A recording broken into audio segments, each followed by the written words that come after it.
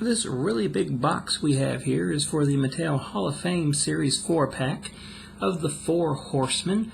Maybe not the exact original Four Horsemen, but for most people the more popular version of the Four Horsemen, featuring Ric Flair, Arn Anderson, Barry Windham, and Tully Blanchard. This set is either exclusive to Target or Kmart, I believe, although you can get it online, and it's really not hard to get because it may be the biggest shelf warmer in the history of Mattel for some reason. I do not know why. 4 Elite style figures. Really the easiest place to get a Tully Blanchard, whose old Legends figure I think is quite rare. And it's got a cool Barry Windham, who I believe may be making his first time in the line. I'm not sure. Nonetheless, let's crack it open and see exactly what they do. Although, first, I guess I say we will turn the box around to show you the back of the box with the pretty cool Four Horsemen artwork. First up here, looking at the Horsemen out of the box, we have the, well, somewhat awkward Nature Boy Ric Flair. While most of these in this set seem to be based around the more 89, 90-ish Horsemen, even though they don't have Sid in the set, Flair here kind of looks like he might be a little bit more old school than the rest of them. At least maybe you get a little bit of an 84 vibe out of Ric Flair. He does have a much younger looking head scan than the previous Flair that I own, although I'm sure the scan has probably been used a few times because there was the Defining Moment Flair and many others. There is the, of course, chest movement. He has the ball joint legs, as you can see. He's got the ankle movement, he's got the shin movement, he's got the hip movement, the whole 9 yards that all elites have. My only complaint with these horsemen, as I'll show you as we go on here, is they look like their legs are awfully skinny. Like maybe the package all these in a set and sell them for one set price. Like maybe they kind of shortchange the material on their legs, or maybe this is how Mattel's elites are more times than not. You have to remember, this is the first time, besides the Hogan in the previous video, that I've cracked my Mattel figures open, so not sure how I feel on that. Maybe for posing it'll be fine. Not like I'm going to be playing with them or anything like that, but there's that. Following up Flair, we've got Arn Anderson, AA, the Enforcer, with the skinny legs, the same movement as Flair had, although their legs, or at least the legs on Arn, this particular leg right here, seems to be a little crooked at the point of the knee. Not sure what is up with that. I don't know if you can tell, but he seems like he's got a crooked leg. Maybe not so much there, but it is a little crooked, although it's more apparent with the Tully Blanchard figure. And he's, oh, look at that. He's got the chest hair on Arn, but he does not want to move very well there in the crunch position. There it is. Ain't going to do that much because I'm sure that could cause some looseness if you do it too much. Arn's head scan has the bald spot, which most Arn figures at least have some hilarious looking bald spot.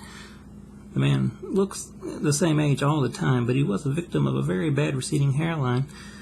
This is the classic Arn trunks, though, like the Gloop figure had, if you had the old 1990 Gloop figure. I'm not sure I like Arn enough. The face scan, yeah, kinda.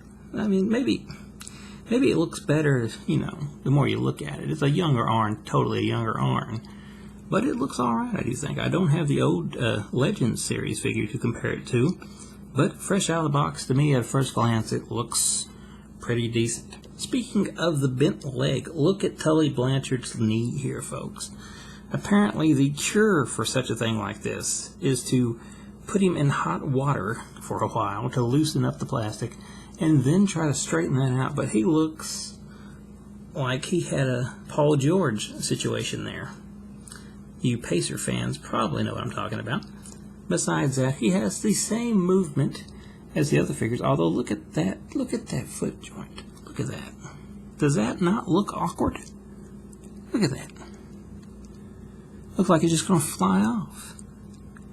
I hope that's showing up good on that camera. I wish I had a better zoom on this thing, but look at that. Are they all that way? No, Arn's not really like that. Maybe a little. Flair's, yeah, Flair's kind of like that too. See, are they all like that? I guess that's how you get the joint movement there. But it looks like it could pop off at any second. I hope the Mattel material was a lot better than that.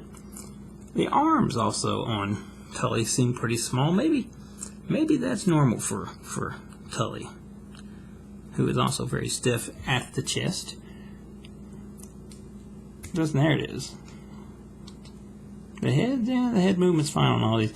I think Tully did get one of the better face scans.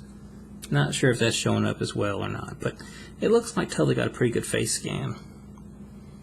And the hair stuff, everything. This is a good figure of Tully Blanchard, besides the stanky leg there, which maybe can be repaired without popping the poor thing off. We'll have to see.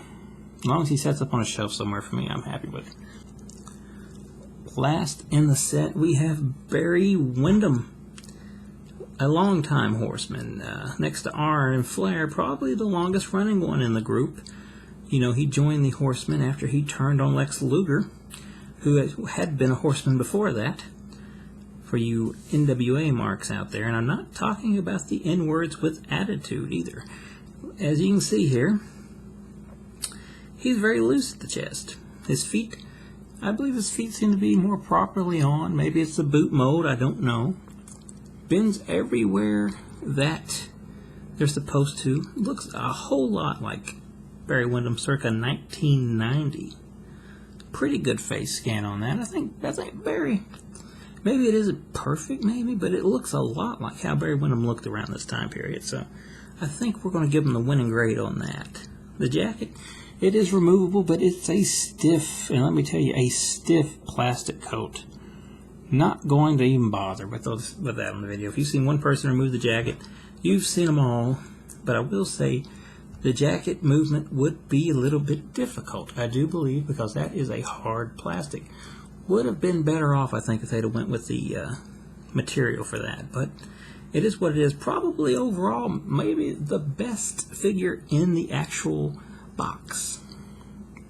All in all, I would say the 4 Horsemen box set that is somewhat unfairly sitting and collecting dust on most toy shelves at a massively reduced price by now is far worth the value, especially at a reduced price.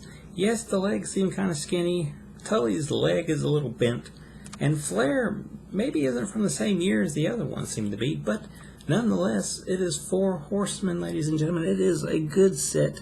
And if you ain't too cool with Tully being in the set, you could always remove him and replace him with the Sid Elite figure that was recently released to have that version of the Horseman.